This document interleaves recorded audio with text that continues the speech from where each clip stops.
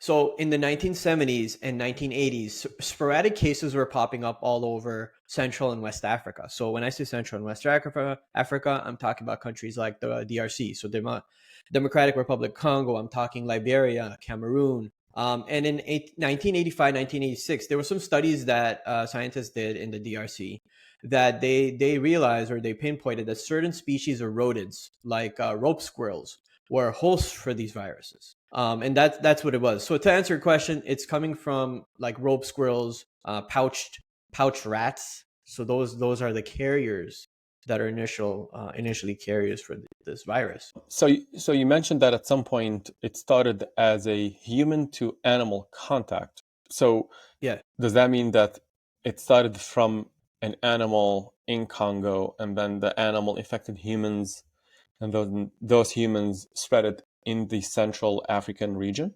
Is that what happened? Yeah, that's exactly it. Oh, So yeah, so these regions, right? Socioeconomic issues, food is scarce, and a lot of locals rely on hunting, and so they're hunting animals, they're eating it, they're coming into close contact with it, and they're essentially getting infected, or they're carriers, and then they infect without knowing, because again, diagnosis and medical treatment is hard to get access to, and people don't have that kind of diagnostic tool, and so they don't even know they're infected, right? And then it causes a chain reaction as we go, and then someone else comes in contact with them, and they're traveling to like US or Canada, whatever, right? And it goes from there, and in dense populations it skyrockets. so far you've covered multiple times where, like, 50s, 70s, 80s, where monkeypox showed up. How Yeah. have we been able to tackle it every single time? Did it die out on its own, or have we been able to vaccinate people, or just develop cure for it? No, so the timelines I'm talking about, it was just identified. It wasn't eradicated. There was no vaccine in the 1990s, right? So cases kept coming back up. Like, okay, people may or may not have died, but the virus is still prevalent. It's still infecting, going on. People stay hydrated. They're getting some viral treatments, whatever, right? They're Hmm. contagious. They feel like, and then they're removed from their quarantine, stuff like that. But there was no vaccine at this time, so the cases kept going up. Yeah, so it's more control measures essentially. So at what point did we start to see, okay, early signs of vaccination and actually developing a solution for this problem that keeps happening?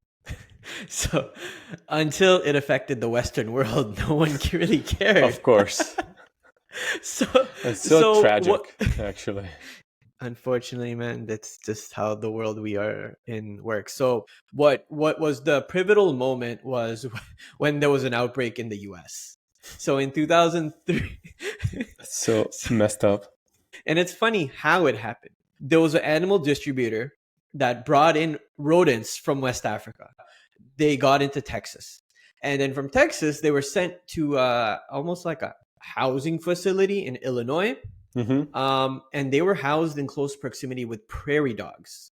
So the prairie dogs got infected, and the prairie dogs that went to their human peoples, and the humans got infected, and then it went just like that.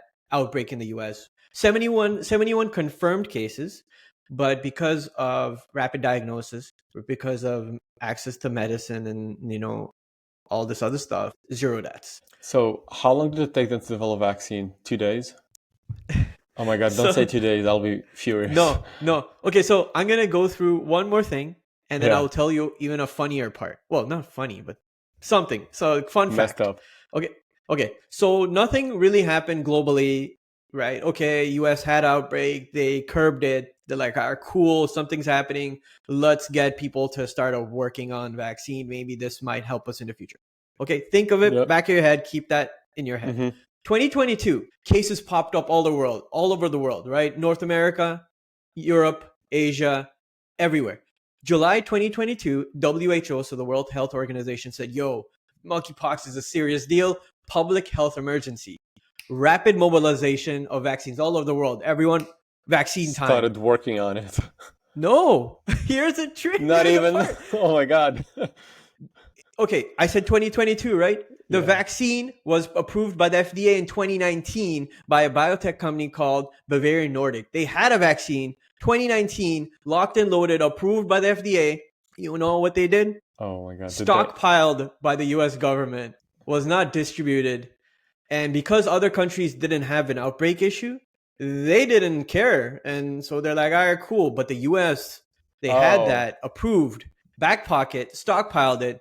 Then when the WHO said, hey, this is a global issue, then they US started started distributing to distribution. everybody. Okay. And No, then all no. the other countries, yeah, It's not as bad as I expected. Okay. So the vaccine was developed in 2019, which is after all the previous outbreaks. So there was correct. no need for them to distribute it or have it available in Africa. But then as soon as it started spreading again in 2022, then they started actually distributing it. Okay. Right? Yes. That's what And happened. other countries, yeah, other countries started ordering it and giving it to their people. Okay. Um, It's not as messed up as I expected. yeah, Okay. it is It's not that sort they of had like it and they let people die and then did nothing. It's more like no. the outbreak didn't happen yet since we Yeah, have but a it wasn't vaccine. like, yo, let's help all the third world countries because they're getting No, no screwed. one No, cares no, about no. that. No, Yeah, it's more let's about. chill till our people get messed up, and then we're gonna give them the vaccine because we had it. But they started distribution. Wait, did they start distribution? Like the U.S. started distributing this vaccine when the World Health Organization declared it as a crisis, or in when the US 2022, citizens started getting infected, citizens. So it kind of coincided, right? Because 2022, everything was like bumping up, started and spreading essentially more. yeah, during this period, they were already mobilizing.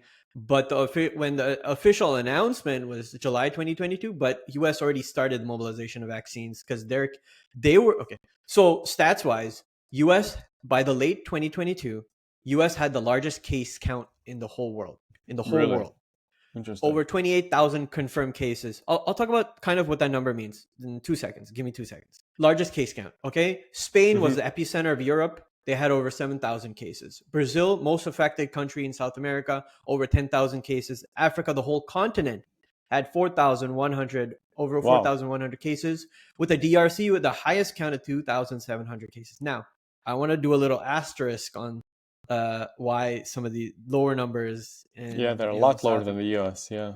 Yeah, because diagnosis is hard. People Mm. don't really go to doctors. Doctors expensive, and the locals in some of these regions are don't have access to that. So people aren't saying, "Oh, these are confirmed cases. Let's note it down." And so a lot of these numbers are it could be a lot higher. We just don't know, and it's hard to guess. You know, this we might be digressing here a little bit, but this reminds me of when we had COVID and then Trump, who's the president at the time, he said the problem with having high cases in the US is because we are testing too much. If we stop testing, then we will stop having cases. So this to me sounds the same. Where like the US has the highest It number because is. they're testing the most. I can't Maybe they believe you should have quoted stopped. Trump. I can't believe you quoted Trump. My God. It's the same logic, you're testing No, too I much. get That's you. your problem right there. Yeah,